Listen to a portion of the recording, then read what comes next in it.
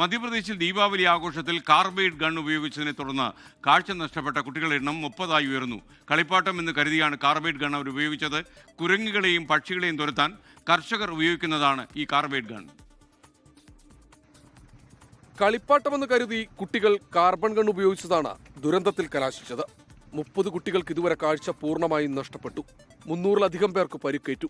Bhopal, indoor, Jabalpur, Gwalior ജില്ലാ ആശുപത്രികളിലെ നേത്രചികിത്സാ വാർഡുകൾ ഇതിനകം കുട്ടികളെ കൊണ്ട് നിറഞ്ഞു. ഏറ്റവും കൂടുതൽ കുട്ടികൾക്ക് പരിക്കേറ്റത് വിദിഷ ജില്ലയിലാണെന്നാണ് വിവരം. കാർബൈഡ് ഗൺ പൊട്ടിത്തെറിയിൽ ലോഹകഷ്ണങ്ങളും കാർബൈഡ് വാതകവും പുറന്തള്ളപ്പെട്ടതാണ് അപകടത്തിന്റെ വ്യാപ്തി വർദ്ധിപ്പിച്ചത്. സംഭവത്തിന് പിന്നാലെ പോലീസ് നടത്തിയ പരിശോധനയിൽ 100ഓളം കാർബൈഡ് ഗണ്ണുകൾ പിടിച്ചെടുത്തു. കാർബൈഡ് ഗൺ കച്ചവടം നടത്തിയ 4 പേരെ അറസ്റ്റ് ചെയ്തു. സർക്കാർ ഈ മാസം 18-ന് നിരോധനം ഏർപ്പെടുത്തിയിട്ടും പ്രാദേശിക ചന്തകളിൽ കാർബൈഡ് ഗൺ പരസ്യമായി വിറ്റഴിച്ചതായാണ് വിവരം. കുരങ്ങുകളെയും പക്ഷികളെയും തുരത്താൻ കർഷകർ ഉപയോഗിക്കുന്നതാണ് ഇത്തരം കാർബൈഡ് ഗണ്ണുകൾ. 24 ഡൽഹി. ലോകത്തെവിടെയായാലും ഏത് സമയത്തും 24 വാർത്തകളും ഓഗ്മെന്റഡ് റിയാലിറ്റി പാക്കേജുകളും എക്സ്പ്ലെയിനറുകളും വിശദമായി കാണാൻ ഞങ്ങളുടെ യൂട്യൂബ് ചാനൽ നിങ്ങൾക്ക് സബ്സ്ക്രൈബ് ചെയ്യാം.